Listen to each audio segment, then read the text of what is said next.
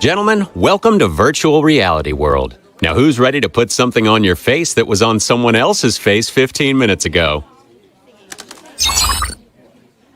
Wow, mine says low battery, charge immediately. Is this real life? What's up with those hiccups? I don't know. I think I said giggity too fast when the guy was explaining how the goggles sit on your face. Now they're not going away. Boo! What are you doing? You can scare them away. You thought that would scare me? Crap, why aren't they going away? This is worse than the B-side of that Bill Belichick Christmas album. On the first day of Christmas, my true love gave to me $4 million and a player to be named later.